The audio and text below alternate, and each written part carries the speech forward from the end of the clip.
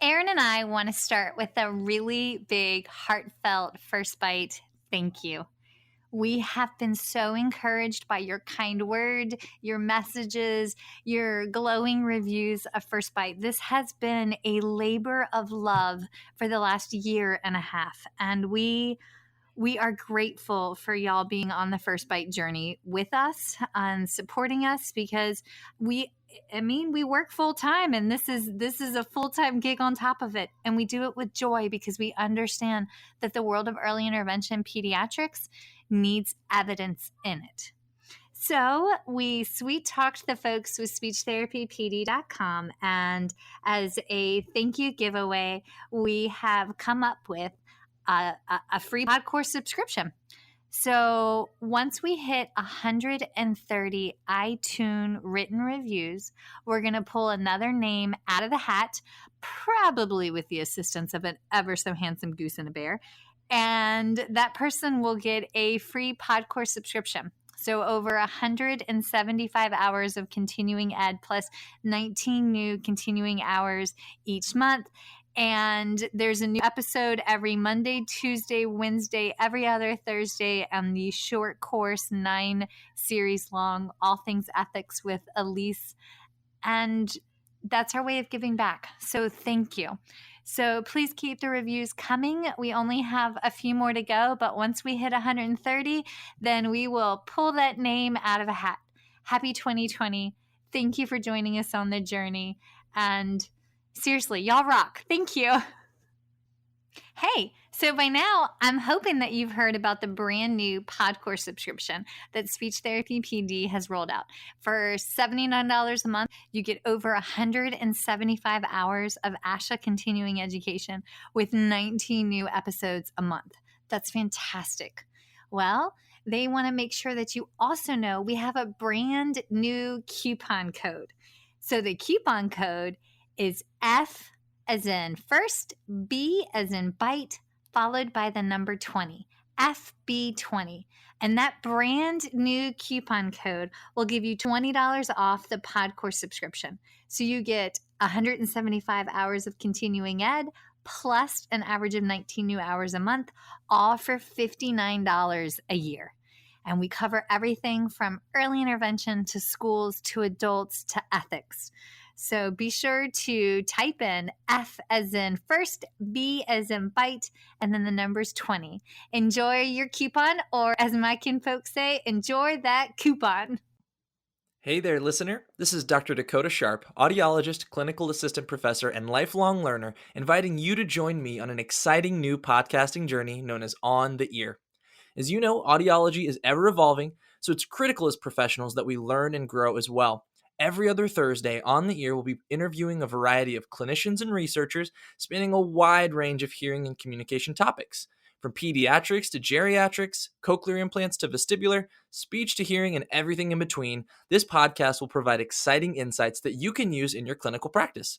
Each episode of On the Ear is available for 0.1 ASHA CEUs when you complete the accompanying pod course through speechtherapypd.com.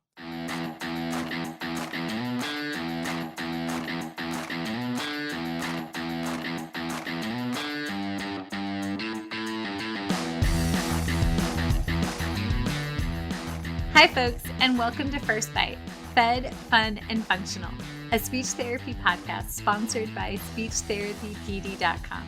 I am your host on this nerd venture, Michelle Dawson, MS, CCC, SLP, CLC, the All Things Peds SLP.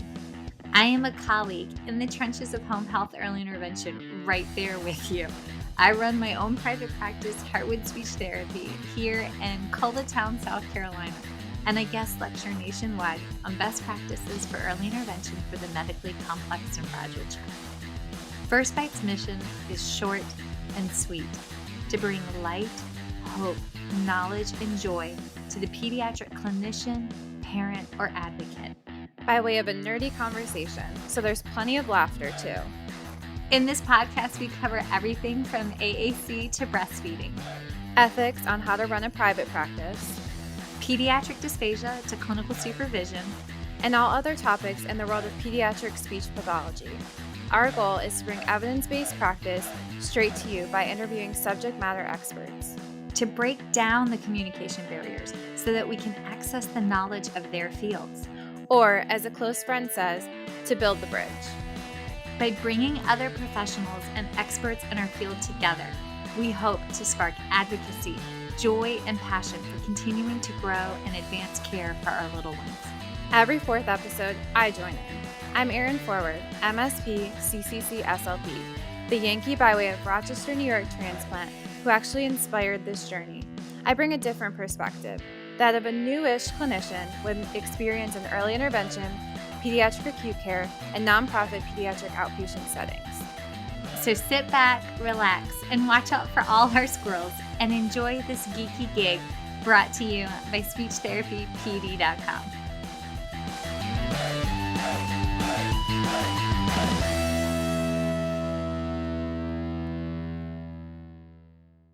So today's episode falls in the Fed, Fun, and Functional categories. And y'all, we have back with us the amazingness that is the one and only Angela McLeod, Ph.D., CCC-SLP, featured in episode 103, Mythbusting Orofacial Myofunctional Disorders. Like I said last time, I'm a little bit super biased because I love this lady, and she is Sweet Little Boo Bear's SLP, who also manages to keep this worried SLP mama straight, while Dr. Angela is helping Sweet Little Boo Bear find his R sound. Also, my husband and I have come to the distinct conclusion that R is in way, way too many words. So we have that. Anywho, in our last episode, this rock star educated us as to what an orofacial myofunctional disorder is and what it isn't, and clued us in on a very large puzzle piece that there are way more orofacial myofunctional disorders out there than what we think and know about, and that a lot of us are evaling and treating kiddos that have them. We just don't classify it as such because we haven't taken the coursework, the continuing ed. And so that's what we're doing today. We're going to cover the eval and treatment of those. Now, one of the things I love about Dr. Angela is that she is always so prepared. Y'all, I fly by the seat of my pants most days, but not Dr. Angela. So when I asked her to send me 3 or 4 questions to have prepped and ready for episode 103, she sent over 13. So today we are covering the second half of those questions. Again, all geared towards eval and treatment. And I promise we will get lost in the intricate details with a lot of description because let's face it, like we love that stuff. I thrive on those details. And I am sure every other type A SLP out there is giggling and nodding in agreement. So, Dr. Angela, how are you? How is your sweet puppy Lexi? And how's life? Thank you for asking. I'm doing great. I'm fairly certain Lexi's doing great too. She's enjoying having me at home. Is she getting treats? Dog and Chewy have gotten way too many treats. All the time. Yeah, I need to do better. Keep her on her routine. Chewbacca's backside got so thick, he broke our side door. He got stuck in the puppy gate. Oh, But wow. like, it's a little puppy gate, like, through the screen door. And he's gotten kind of old, so he doesn't bend as well as he should. So the bottom half of the door popped off. So, mommy got a new door. So we have that going. Wow. Yeah. Oh, old chubby dogs. I love it. Okay. So, y'all, since our last session, I have to say Dr. Angela has rocked Boo Bear's R's. And my husband pointed out that there is a direct correlation between Bear's tongue tip elevation and his eyebrows coming down in concentration. So the farther down his eyebrows are, the higher his tongue tip is. I don't know if that counts as an orofacial myofunctional disorder or not, but like, I think it's he's really freaking cute. probably just working really hard to get that placement. That's what it sounds like. It is, but that little face. Oh, my stars. I love him. Oh. Okay. All right. So last time we talked all about, and folks, if you haven't heard it, last time we talked about like what a disorder is and what's the training for a certified orofacial myologist. And it's a lot. Also, we framed it from the perspective of our personal experiences interfacing with certain diagnoses, such as tongue ties and tethered oral tissues. And we did go there in the last episode. So please, again, go back and check that one. But today, we're going to talk about evaling and treatment. And after the last episode leading up to this one, Dr. Angela pointed out that there are some prerequisites for a child in order for them to participate in orofacial myofunctional eval and treatment. So can you start us there? Like, what are the prerequisites? Because they were things I hadn't considered, like the ability to follow directions at a certain level. So what makes a child a candidate even for this type of treatment?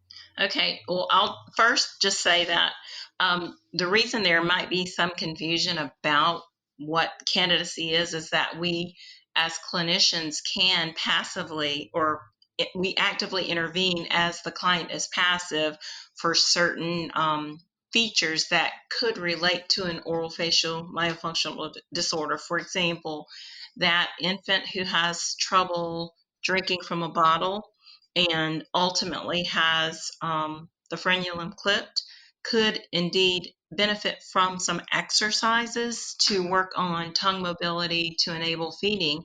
However, that is not the classic type of orofacial myofunctional therapy that would fall under that label. It's a related area. Obviously, feeding relates to ultimately tongue positioning and resting posture and function. But because the baby is actually benefiting from the therapist implementing the exercises, that's not the classic orofacial myofunctional therapy. The classic orofacial myofunctional therapy is set up such that the client, whether it's a child or an adult, actively engages in the tasks. And for that reason, back to your original question, some children who are younger than 4 are probably not able to benefit fully because they're just not mature enough to follow through with not only what goes on in the session, but also implementing those new skills into settings beyond the therapy room. So, for example, if your early sessions focus on teaching the child to maintain the tongue in, let's say we call it the magic spot, which is There's R. That's really hard. A younger child may not attend and follow through with that. And so again, this is reserved for that child who's old enough to follow the instructions and then also to implement exercises and activities outside of therapy under the therapist's guidance and with the support of parents. So I guess in terms of if you had to summarize exactly what needs to be intact, I don't want to specifically say 4, but I'll just say that around the age of 4 is when children are able to do that. There are some more precocious younger children who certainly could, with the parents' assistance, follow through. But 4 has, in my practice, has been a good sort of cutoff for what to look for. And then, of course, if they have problems with comprehension and retaining information, again, they may not be able to benefit fully. That's not to say they can't do any of the exercises, but candidacy could be affected. Okay. So a couple thoughts, folks. When she's saying 4 or around 4, remember that some of our children that have severe and profound intellectual disabilities or developmental delays, they may be 6, but they developmentally may not be there. So just remember the difference between chronological and developmental, because I get one of the weeds that we will get lost in, one of the tiny details. Also, you said a trigger word. You said the word exercises. So we are not talking about non-speech oral motor exercises, right? Like these are not those controversial ones that don't care. Like these are research-based things that are being asked to be done, right? Absolutely. One of the, and I'm glad that you brought that point up. One of the go-to resources that a person who becomes certified as an oral facial myologist would access is a text. It's called Orofacial Myology International Perspectives. There's a second edition that's the most current. And this was authored by an SLP, Dr. Hansen, and a dentist, Dr. Mason, and we consider it more or less a go-to guide regarding orofacial myofunctional disorders. And in their words, the purpose of orofacial myofunctional therapy is to create an oral environment in which normal processes of orofacial and dental growth and development can take place and be maintained. And so if you think of all of that, that goes far beyond the non-speech oral motor exercises that you mentioned. We're looking at ensuring that both oral facial and dental growth are normalized, and that once the clients achieve these intended outcomes, they are maintained over time. Perfect. Because that is a very hot button topic. And I know that there are those in the camps that are like all non-speech oral motor exercises, they work, and I fall in the yeah, but no camp. So like, hey, so right out the gate, everybody's throwing rotten tomatoes at yours truly. Way to go, Michelle. And so Okay. again, if you think beyond speech, think about their airway. Are they able to breathe through their nose versus their mouth? That's beyond speech. Are they maintaining an open mouth posture? That's beyond speech. Are they swallowing properly? That's beyond speech. So again, this is an entirely different set of skills that we're looking at when we're looking at them from the oral facial myologist's perspective than, just the speech or only the speech. Perfect. Okay. All right. So the questions that we left off are kind of, they touch a little bit on, a little bit on a lot, but can you start me with what's included in an evaluation? Okay, sure. Well, typically we're going to want to get some sort of case history information, and that's going to give us information about how long the difficulties have been present.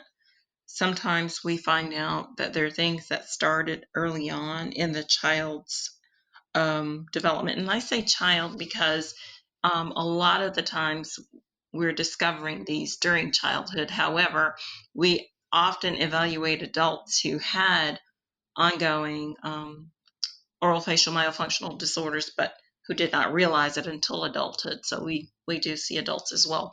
But the point is to get some idea of the history of the problems that are present, how long they've been going on, what has been done. We find out about specific habits or tendencies such as snoring, if they're efficient when they're chewing and swallowing food, if they have, Sucking. pardon me, thumb sucking, yes, breathing through the mouth, if they had enlarged tonsils or adenoids, some clients actually suck their tongue as opposed to their thumb. There are just a range of things, but we get as comprehensive as possible a history from them. And then they come in for the eval, and during that evaluation, one of the areas that we cover is investigating oral structures and functions, but with great detail.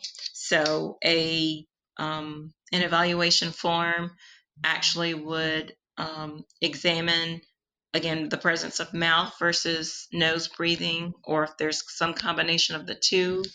We look for air escape from the nose.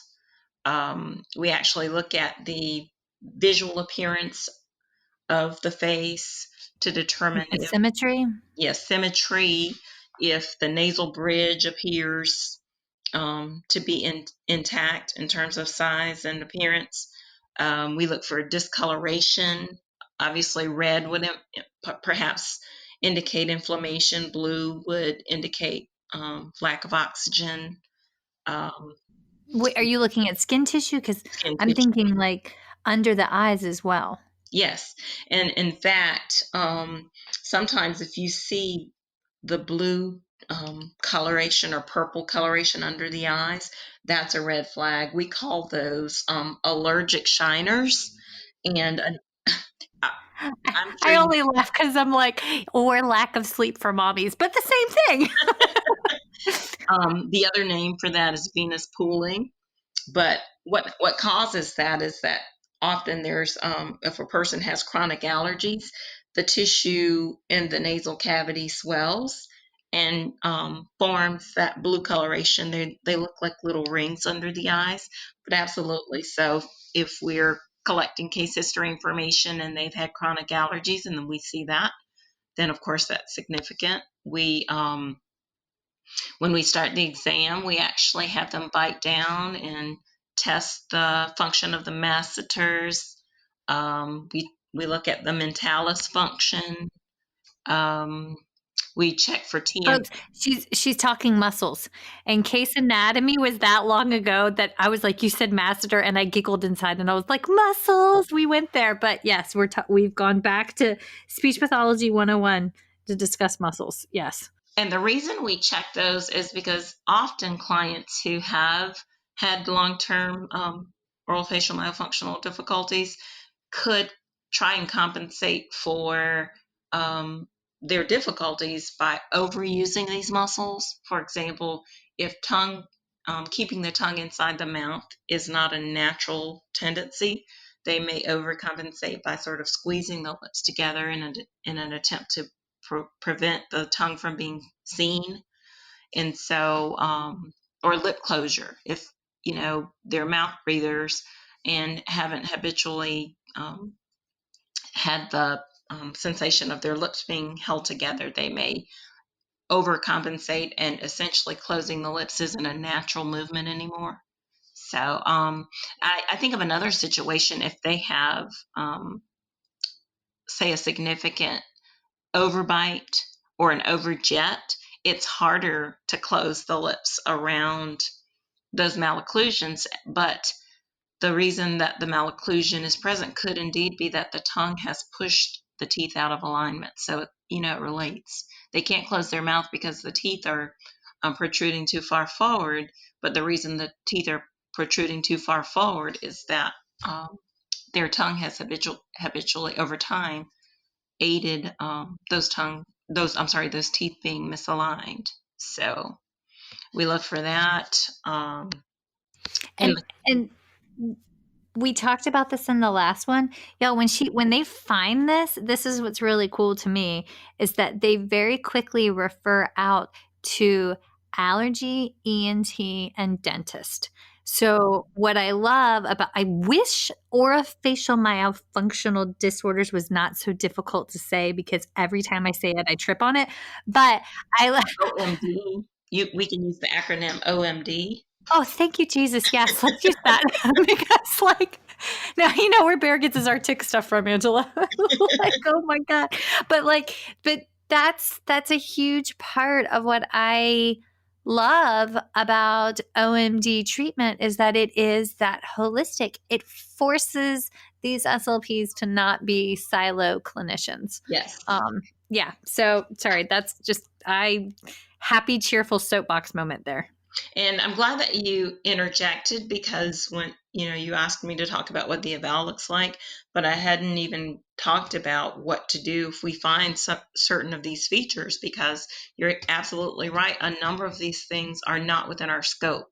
And of course, we're trained to address what's in our scope and then to refer out for other things.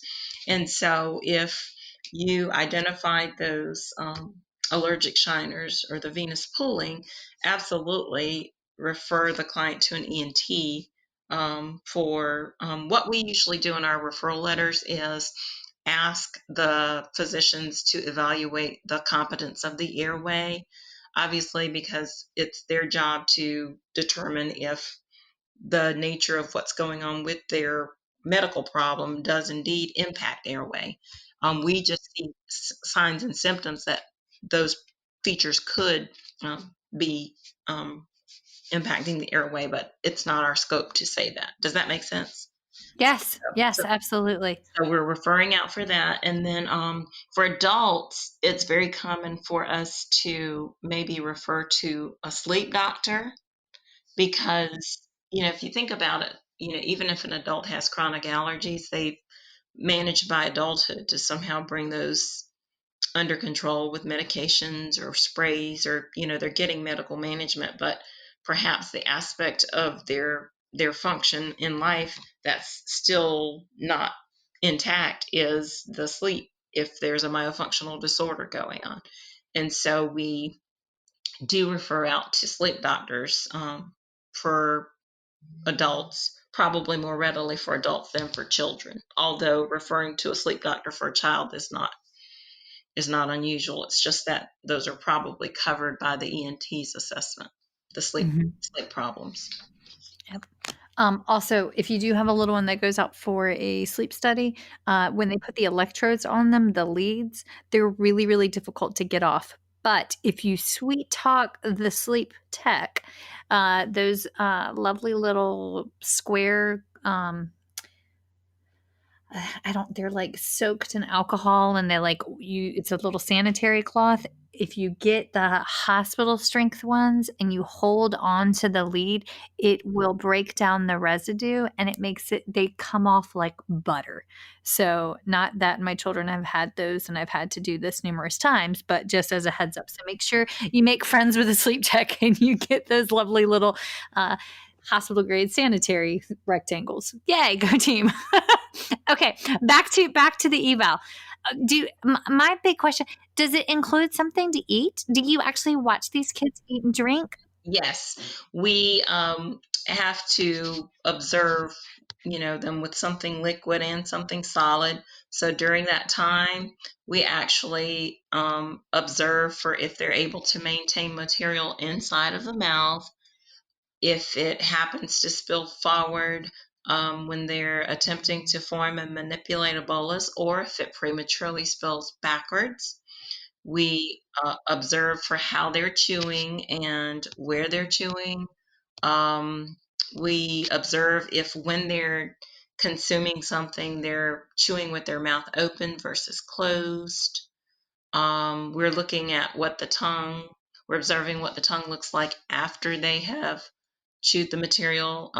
Have they effectively formed a bolus, or is maybe manipulated a bolus, or is maybe material sort of collecting in one area of the mouth versus another. Some clients will actually, when they drink from a cup, their tongue will go out to greet the cup, which is not typical, and it's really because they're sort of using the tongue to help bring the material into the mouth, as opposed to putting the cup up to the lips to allow the lips to help take the material in. Again, there are lots of different things that could go on. So maybe a brief summary of what goes on is that literally everything that it takes to breathe through the nose, everything that it takes for the tongue to rest properly in the mouth, for the person to chew and swallow both liquid and solid foods will be examined in that OMD exam. We actually but we look at if they're drooling, even before we give them something to eat or drink. That's, we don't want to see drooling. And as you brought up earlier, we do investigate habits. If they've had some sort of oral habit, such as, sucking their thumb or sucking other fingers. We look at all of that. And then what our goal is at the end of that at the end of that evaluation session is obviously to determine if they need therapy, to have some idea of what aspects, because this is, there are several aspects of function that are investigated in that exam. So you're to identify what types of skills need to be targets for therapy. And then the other piece is, where do they need to be referred? One thing that I did mention is that if clients say having headaches or reporting evidence of TMJ, they may need referrals for medical management of that. Sometimes clients have clenched their teeth so forcefully that over time they're exhibiting pain. They have grinding of their teeth at night. You hear clicking or popping sounds when you're getting them to open and close their mouth to, when you're doing your oral motor exam. So you could end up referring out for that. There's some, I think, for example, physical therapists that have a focus in TMJ disorders. Some chiropractors do. Some clients, just want a medical doctor who can give them some strong pain medicine. So Just a fun. I don't know if you knew it or not, but in the earlier part of the pandemic, I was teeth grinding at night so hard I broke a molar in half. Oh, wow. Uh-huh. Well, my teeth were good, and then I had children, and they literally sucked all of the stuff out of my body. And after Goose and Bear, I had to have 3 crowns, totally healthy teeth, and then procreated, and that was the end of my mouth. But the dentist was like, "We should probably have a discussion." I was like, "I'm not getting a mouth guard. I'm petrified I will choke to death," and that was the end of the discussion. But I say that because, y'all, we do this. We as clinicians carry our stress and do things to our face, and ever since we talked last time and then I cracked a tooth, I was like, what if I need this? I've been it's been hanging out in the back of my mind, what bad habits do I have that have resulted in me, grinding my teeth to the point that I cracked a tooth. Well, every client's treatment plan is individualized, and in some cases it's a combination of an appliance plus exercises. In other cases it's an appliance only. In other cases it's exercises, but it really just depends on what all is going on. Okay, so 1, I want to know what the appliances are, and 2, we talked about it in the last episode, but it is of merit. One of the things that I have seen with some of the certified orofacial myologists, and one of the things that had honestly turned me off to it before you and I had talked, was that I'd seen a lot of folks posting pictures of a tongue static, not in function, but just static. And folks were diagnosing tethered oral tissue issues based off of the static. But you make it very clear that this is not static, that this is... Right. Again, if you think about the name, it's myofunction, so muscles working. It's very difficult to tell anything about a static image or the tongue in a static position. So you're wanting to actually see it working to make the proper decisions about what's going on. Okay, so what are the appliances? Okay, so some of them, if a client, for example, has sleep apnea, sometimes they can make appliances that fit inside the mouth to essentially keep the airway open during sleep. There are some specialists, for example, there could be a dentist that specializes in sleep medicine who custom makes these devices, to fit clients. They make similar devices for children. I know of at least 2 dentists who have made other appliances, say to reduce the thumb sucking habits for children. Is that a palatal obturator? Is that what that one's called? Am I saying that right? Palatal obturators, from my understanding, are for clients who may have had some other type of anatomical deficit that warrants putting something in there to close. For example, a person with an unrepaired cleft. Okay. Expander. That's the word I got it confused with, the palatal expander and palatal obtubator. Those are the two I always get backwards. Yes. Okay. Yes.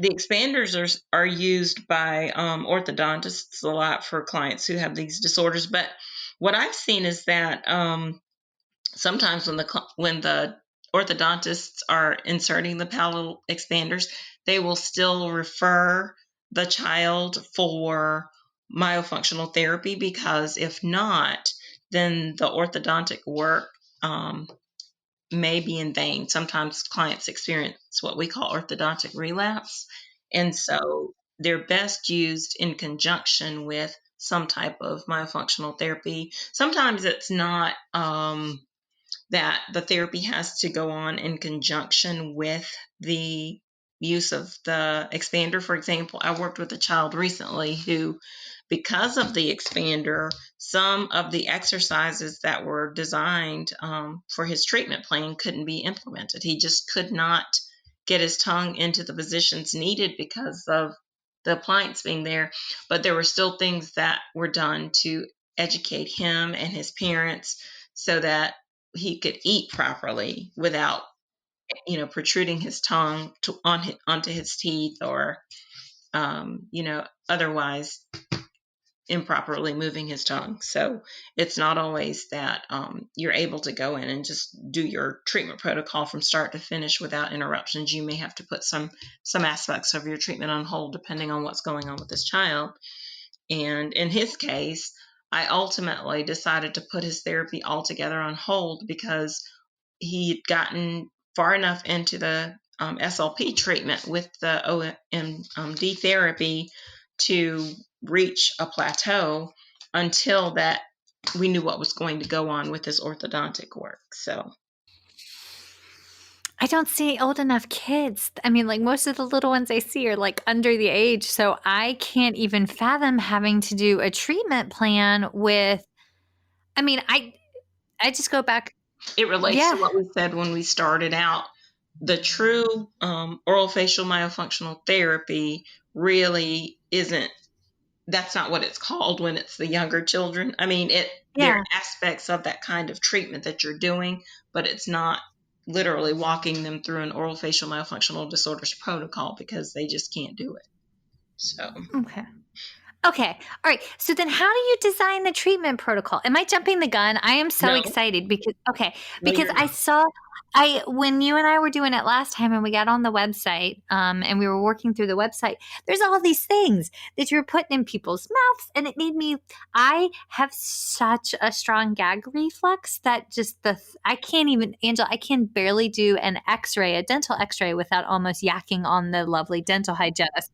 And so like, when I see those devices, it gives me a little bit of anxiety, and it makes me think of the non-speech oral motor exercises. And I know that that's not the case, but Well, I was gonna say that with any kind of therapy we do, we want things that are easier versus more difficult, and things that the clients are likely to do outside of our presence than things that they only do when we're present. So some of the things that you may have seen may have been implemented because the client couldn't do them on their own. For example, one of the very early skills that we look for when we're starting a treatment protocol is for the client to be able to elevate the tongue tip to the spot, which is again right behind the alveolar ridge, and then be able to maybe maintain that tongue in that position for a certain amount of time. Well, if they can't do it on their own, that's when we would actually use tongue depressors or these tools that look like coffee sticks, the coffee stirrers, and we use, tactile input to give them guidance for how to do that. But then once they're able to achieve the intended position and movement, we're hands out. We don't actually need to facilitate it anymore. So sometimes clients have just been more or less, I won't say resistant, but it's difficult to remediate ingrained habits. And so they need the help per se. So going in, you try to get them to do it on their own, just with your verbal input and maybe some visuals with a mirror and your models. But if they couldn't do it, then you would resort to using some of the other strategies. Y'all, I have seen her do this with Bear. Like, I could describe a position of a tongue to my kid, and he'd be like, nope. But Angela did it over the screen in teletherapy, and he just like, ta-da, his tongue was there. I was like, what voodoo was this? Like, what magical thing? I mean, he's trying, and his eyebrows are all contorted, but like, he got it. And I was like, well, all right then. Okay, so is there like a strict protocol that you have to follow, or is it more, are you able to design the protocol, the treatment protocol per each kid? Like, is it more individualized, or is it more, It's definitely individualized, but there are certain tasks or exercises that are known to facilitate certain skills. So, for example, the training that I went through, they have a manual that essentially outlines everything that a clinician needs to walk a person through from evaluation through discharge using a specific protocol. But if there are other aspects of the client's profile that I need to address that, say, aren't covered within that protocol, then I may supplement with other resources. Does that make sense?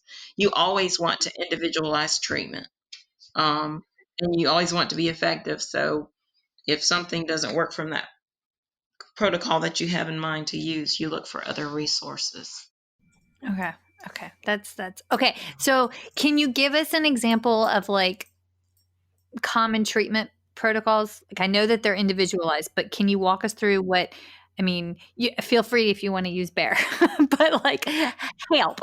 Okay, so let's say a client is having difficulty with just awareness of where the tongue needs to be at all times, because they have habituated that anterior tongue placement and resting posture of the tongue such that it literally may be protruding visibly from the lips, or sometimes it's invisible, meaning they close it behind the lips, but it's still resting on the teeth. Then your first course of therapy would be to build their awareness of where the tongue should be. And so you might have them sit in front of a mirror and look at you and elevate the tongue to the tip. The tongue tip to the roof of the mouth behind the teeth. And you're talking with them, letting them know this is where your tongue needs to be all the time. And then you'd set criteria for what warrants moving on to something else. So if they can do that on demand when you ask them to without thinking about it X number of times over X number of sessions, then you move on to something else.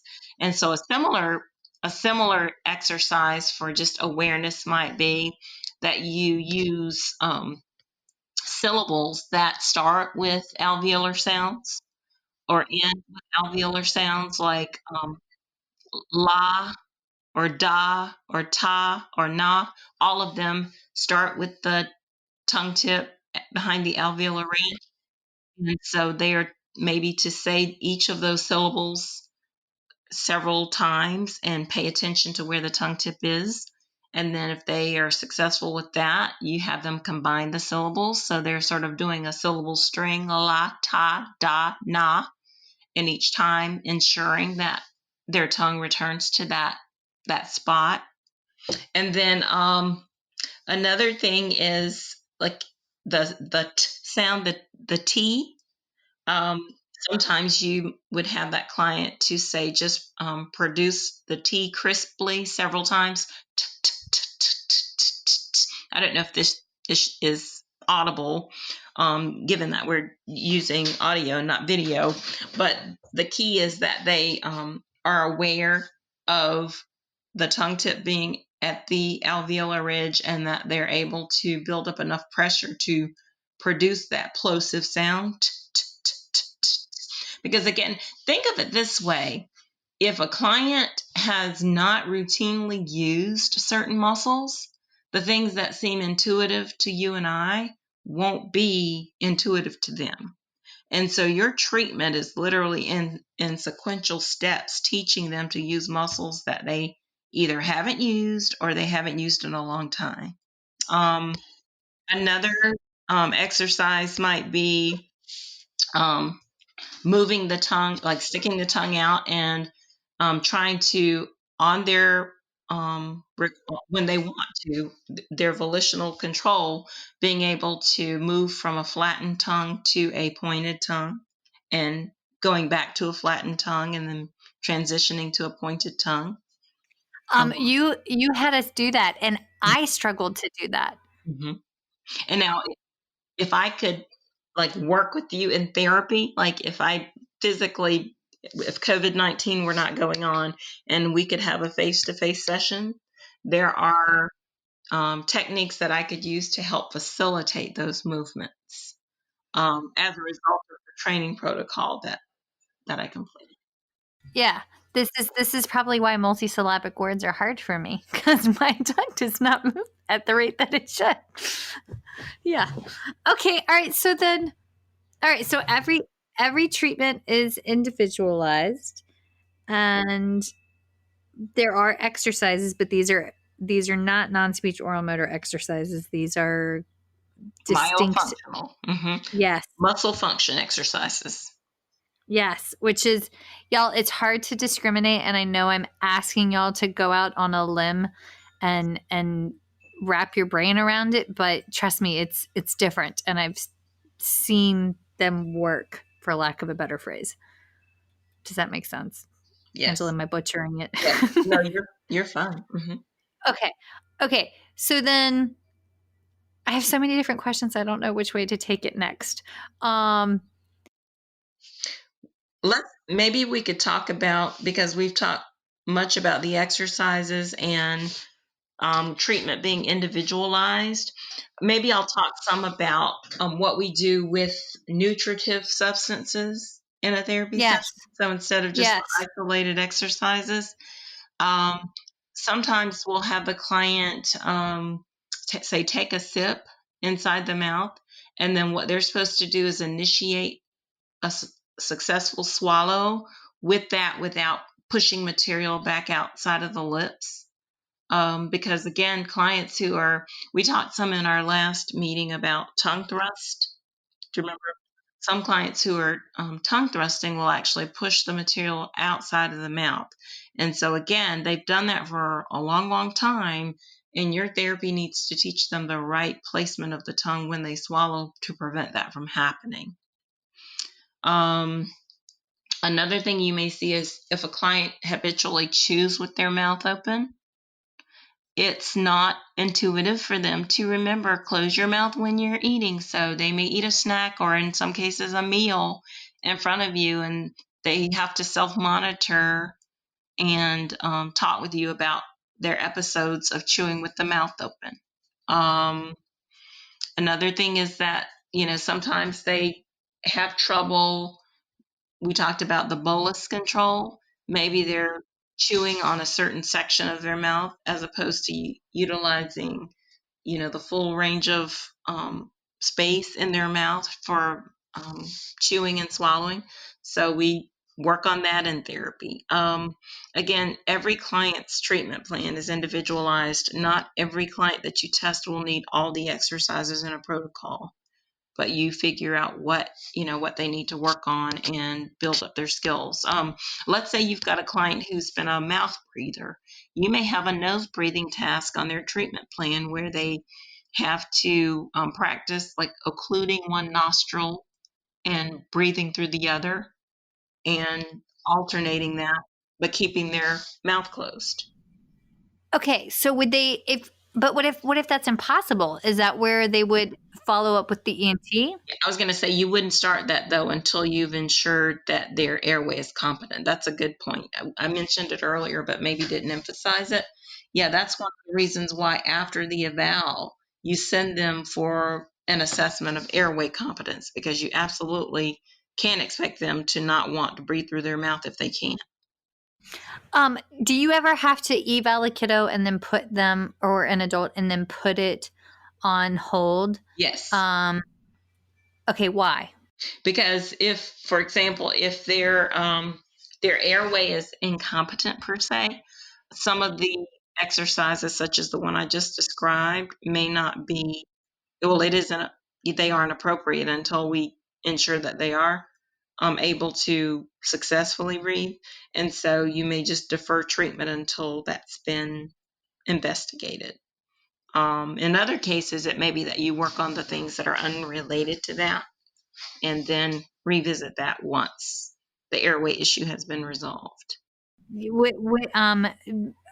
Talk me through when you see a tissue that does give you pause. And folks, last time we went through and discussed the research talking about like the prevalence of like appropriate or overdone laser resections or surgeries. But if you see the presence of a tissue and you see that it's functionally impairing, do you put that kiddo on hold until after they've followed up? Or yes, if what you're going to be working on is related to feeding and swallowing, we've again find who our go-to professionals are in the community and refer to them. In Columbia, I'm aware that there are a couple of ENTs that are doing tongue-tie procedures. There's at least one periodontist that uses a laser technology to do it. But yeah, we go ahead and refer out for those to be addressed. Yeah.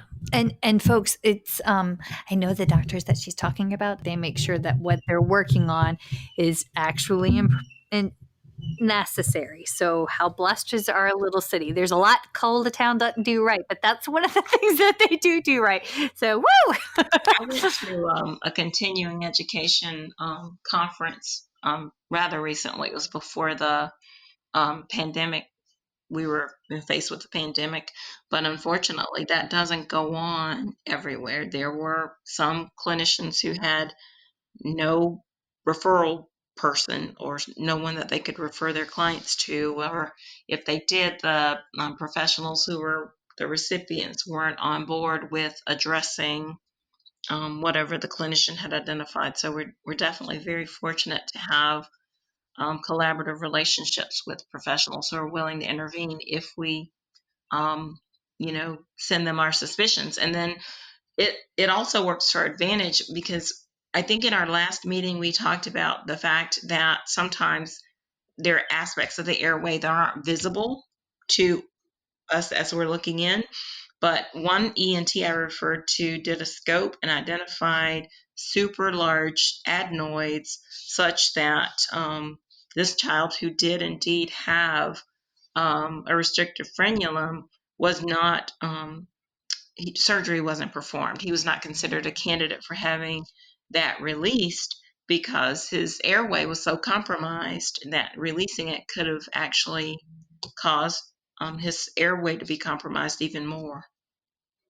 So we need that kind of collaboration to know what's best for the clients.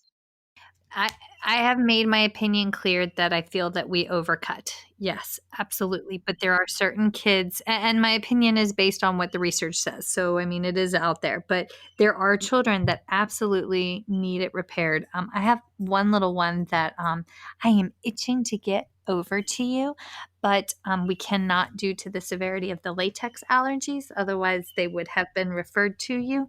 But we are homebound. And that particular child had their lip frenectomy repaired, their tongue frenectomy repaired, has had adenoids, tonsils, and a supraglottoplasty. And we're still having a ton of issues. And unilateral hemiparesis status post 7 CVAs. Wow. So Very when I see, oh, yes, like all of my little ones, but the mom's a warrior mom and amazing. It made me wonder, we also have some hearing difficulties, but like it made me wonder, what about our kiddos that are neurologic? Are they candidates for this? Because I mean, the child's structural deficits, some of them are anatomical, but some of what we're seeing is like he was generally born with the ties, correct? But the trauma during delivery resulted in the CVA that resulted in the hemiparesis, but it's like on his entire one side of his body. Would that limit him from participating? That's a good question. Again, it's hard to say that that condition alone would, because that may not impede his ability to follow the directions that are needed. So think of the exercises that I described earlier. Is this client able to attend in a session for at least 30 minutes where they're able to follow the clinician's instructions and execute various movements or perform certain tasks upon the therapist's requests to enable the clinician to determine if the skill is being demonstrated or not.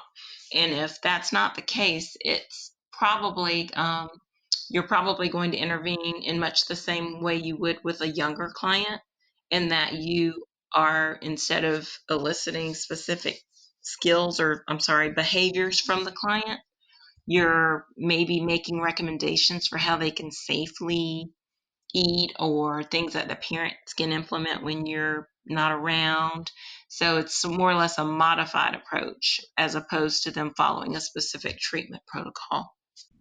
Okay, what about our little ones that have Down syndrome? I'm thinking when they get older and they start having, and they could follow the demand and the tasks, but a lot of those children have airway disorder issues. A lot of those children hold their tongue anteriorly and have the enlarged, palatine tonsils and adenoids. And I feel like they would benefit from this. Is this Yes, an you're right. You're exactly right. And it just depends, as you know, a client with Down syndrome, that's not, you can't say that every person who has Down syndrome is going to respond or, interact the same way.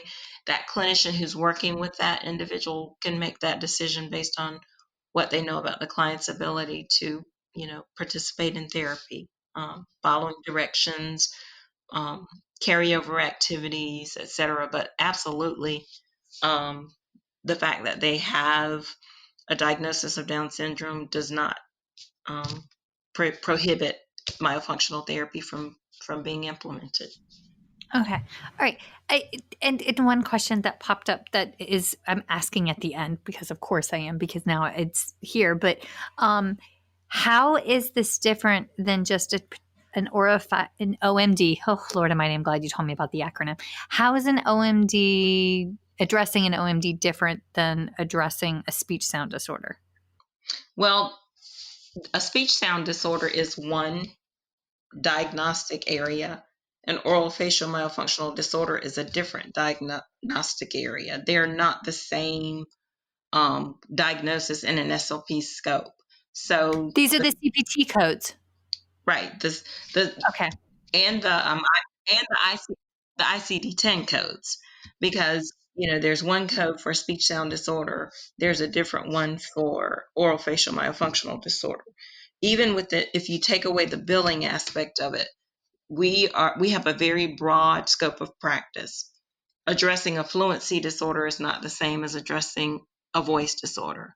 Addressing a language impairment is not the same as addressing a literacy impairment. And in this case, addressing a speech sound disorder is not the same as addressing a myofunctional disorder. They're just different diagnostic areas with different guidelines for implementing a client's evaluation for you to be able to diagnose them with that. Each area has its own set of guidelines to follow. So now it's interesting because there is some overlap in that a client who has an orofacial myofunctional disorder could have a speech sound disorder, but they're not one and the same. Okay. Okay, because Yep. they're not one and the same. Oh my God, I just need to go take the class. If you're ever in doubt, again, think about what the term myofunction means. Myo is muscle, function is skill, muscle skill, and there's no mention of speech in that. Now, again, if a client does have an authentic myofunctional disorder that's been determined by you following a diagnostic protocol that's evidence-based, you could intervene for a related speech sound disorder. But the way that you determined that speech sound disorder was through a different set of strategies, a different diagnostic protocol that led you to believe, or led you to conclude, that a client did have a speech sound disorder. That's like, you can't give an RTIC test to determine that someone has a myofunctional disorder. Okay, there, that makes it. You have a test or a phonological eval or some sort of guideline that helps you compare this client to a much larger set of other individuals to determine that there's a deficiency. It's no different than, with a myofunctional disorder. You've got a standard protocol to follow, and then at the end of you collecting that data, you compare the client of concern to a much larger set of individuals. It's just not, it's not a standardized test, but you still know that, tongue elevation should occur, or that, this is a typical resting posture, or that they should be breathing through their nose and not their mouth, etc. Is there a workbook for the eval? Is there like a flow sheet for the eval That's a for? good question. Well, first of all, I'm speaking from the perspective of having gone through the training that is multidisciplinary in nature, involving SLPs, the fields of dentistry, and orthodontics as well. But before I went to that course, there were still diagnostic protocols out there. If you go to the ASHA website, for example, they give a lot of guidance for what you need to look at for an eval if you haven't gone through a course. So again, this is not new. This field is not new. Fortunately, we've got new evidence and new collaborations, and I think the clients involved will be better served because of that. But we've been treating myofunctional disorders for many years using other tools that are out there. It's, again, when you talked about our talk today, when you introduced our talk today, you said that many clinicians have probably treated these disorders but just didn't realize it because of less information being available. And that's unfortunately true. It's, our scope is broad. Even in, every clinician who goes through a training program is still subject to going through a program and not being exposed to this, because it's a low incidence type of, or at least theoretically, it's a low incidence disorder. It's not talked about as much as, say, RTIC or fluency or language, but it's out there. And Dude, I would love the numbers on this, because I actually feel like an OMD is more prevalent than what we realize. yes, people just aren't as maybe attuned in what to look for because it's less talked about. Like, if you listen to a person speak and there's something that's not quite right with the sounds, that's immediately evident. But that's not particularly the case with a myofunctional disorder. If you don't watch them swallow, or if your myofunctional therapist eyes are not on them to observe that they are breathing through their mouth all the time, or other things that you are trained to observe as a myofunctional therapist, you could overlook them. So bottom line, when in doubt, refer out. Refer to the ENT, the dentist. If you are not certified as an orofacial myologist, then refer to someone who is. Because, or if in the situation, what if you're a therapist who is solely responsible for addressing whatever comes your way because of you living in a remote community? There's still resources that are out there that you can do some sort of an effective job to perhaps get started until you can refer the client elsewhere. So yes. Okay. All right. And those we can find on ASHA or the website. What is the orofacial myology website? if I think in the last, I referred you to two of them. One of them is the International Association of Orofacial Myology, the IAOM, and the other one is orofacialmyology.com. Orofacialmyology.com. Okay. This is, y'all, we prefaced the last one with, I was very honest and candid about being on the fence on this. Okay. And then because of some personal bad experiences, right? A few bad apples can ruin the mass, right? But after talking with Dr. Angela, after seeing firsthand her work, and then doing the last lecture, and then this one, like this is, I mean, it's like $1 billion to do it. I'm not going to joke. It's really expensive to go do the training. So once the pandemic is done and the savings account has been replenished, this is on my to-do list for sure. And I highly encourage each and every one of y'all to go look at them, to go check out the coursework and see some places have the benefits where they're willing to pay for your continuing ed. And if you have that as a luxury, then please seriously consider doing this. Angela, is there anything that we haven't covered or anything you haven't said that you want to address or I don't think share? so. Again, I just reiterate that there are resources out there. Again, even the ASHA website gives guidance for getting started, and of course, if you can collaborate with someone who's had the training, you'll benefit from that. But I would not want any therapist to withhold giving some sort of assistance to a family, even in the form of just education and training regarding things that they can do to be safer when they're eating, because they haven't had the training. Because treating myofunctional disorders is within the SLP scope, certified or not. So Beautiful. Yay. Thank you. you're welcome. Thank you, Michelle. I appreciate this opportunity. I love learning from you. You always, my grandma always said, if you're the smartest person in the room, get out, find a new room. And whenever you enter the room, I'm always like, I'm going to learn today. All right. Hang on one second. I got to switch us over to questions. Okay. Okay. Feeding Matters guides system-wide changes by uniting caregivers, professionals, and community partners under the Pediatric Feeding Disorder Alliance. So what is this alliance? The Alliance is an open access collaborative community focused on achieving strategic goals within 3 focus areas: education, advocacy, and research. So who is the Alliance? It's you. The Alliance is open to any person passionate about improving care for children with a pediatric feeding disorder. To date, 187 professionals, caregivers, and partners have joined the Alliance. You can join today by visiting the Feeding Matters website at www.feedingmatters.org. Click on PFD Alliance tab and sign up today. Change is possible when we work together. That's a wrap, folks. Once again, thank you for listening to First Bite, fed, fun, and functional. I'm your humble but yet sassy host, Michelle Dawson, the All Things Peds SLP.